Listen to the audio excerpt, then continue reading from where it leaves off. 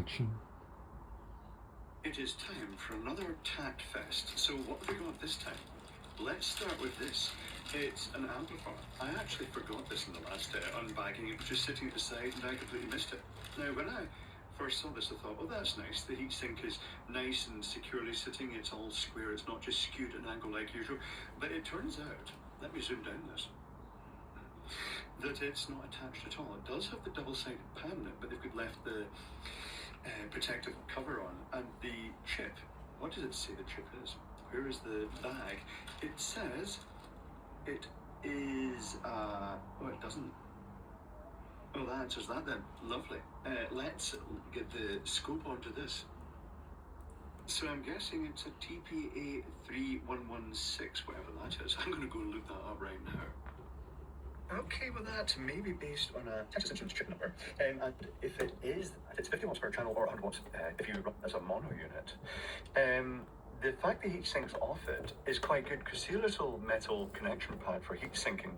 It means that technically speaking you could use your own heat sink and potentially put a blob of the heat conducting glue onto that and get it on clamped in place and actually have it secure, because to be honest, do you really trust a sticky pad to actually make a reliable connection to that?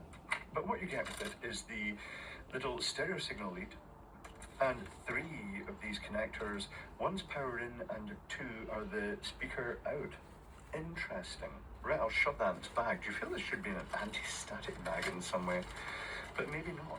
Maybe they're just a bit reckless that way. Where's its heatsink? I'll chuck its heatsink in there anyway. Lovely. I shall put that to the side. I should have got another tub for that. Right next then, tools. I mean, who can resist tools? Murphy. Is that a real brand? Murphy. But it's little side cutters. The blades seem to mate. Let me find a little component lead. There is a resistor. Let me just... Oh, that's fine, yes. So acceptable. How strong the blades are and if they're going to shatter. It says use safety glasses. Maximum 1mm diameter copper wire. Oh, that's where I'm going wrong, because I often misuse these and break the blades. That's why it's useful to have lots of spares sets on standby just in case. Now there is another tool here. Is it this? No, it's not that. Is it this? No, it's not that. Where is the other? Oh, there it is. Scissors. And this is a very useful tool. It is, I mean, it's less useful these days because chips have changed a lot. It's a chip extractor. These are the tools that are for classic dip chips, which I still use.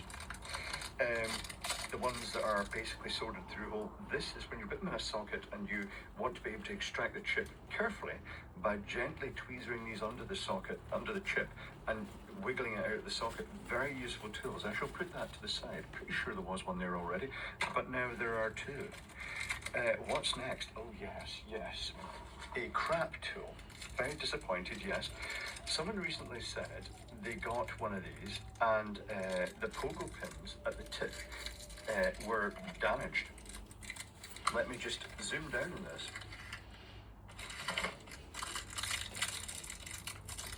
And the pogo pins are also damaged.